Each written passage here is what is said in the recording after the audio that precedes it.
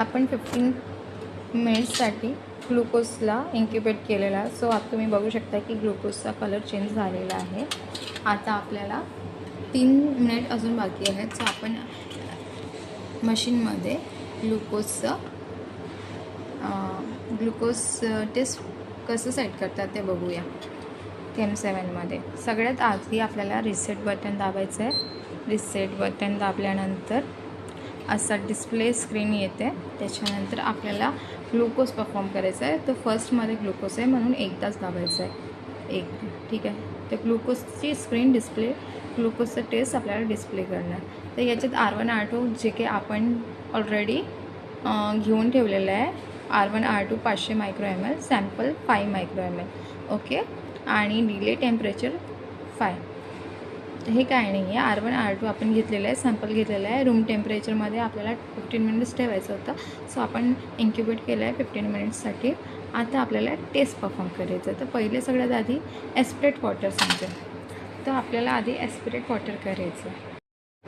ॲस्पिरेट water आहे. So हे distil water आहे जे आपण कंटेनरमध्ये स्टोअर केलेलं आहे. सो हे वॉटर मी ॲस्पिरेट करणार आहे. तुम्ही बघू शकता. हे बटन आहे खालची, ती ब्लू कलरची, ती प्रेस करायची आहे.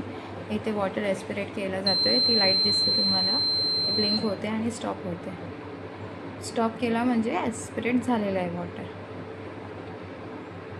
आता ॲस्पिरेट रिएजंट ब्लँक. सो ॲस्पिरेट रिएजंट ब्लँकची गरज नाही आहे बिकॉज ऑफ आत्ता आपल्याला सॅम्पल रन करायचे. स्टँडर्ड ब्लँक आपण आधीच देऊन दिलेलं आहे. आता फक्त आपल्याला सॅम्पल रन करायचे. तर इथे नो दिसतो आहे, तर नोच्या खालची बटन आपल्याला प्रेस करायची आहे. नो केल्यानंतर ॲस्पिरेट स्टँडर्ड पण आम्ही आधीच दिलेला होता, त्यामुळे आता स्टँडर्ड रन करायची गरज नाही आहे. परत नो करायचं आहे आपल्याला. आणि आत्ता झाले आहेत टोटल 15 मिनिट्स इन्क्युबेशन करून. तर आपण पेशंटचं सॅम्पल घेऊ आणि ॲस्पिरेट करूया. ओके. हे असं ॲस्पिरेट करायचं. तर ॲस्पिरेट होतो आहे, दिसतं तुम्हाला. ओके. Remove the tube. आता हा ट्यूब त्याने ॲस्पिरेट केलेला आहे सॅम्पल. हा ट्यूब आपण रिमूव्ह करूया.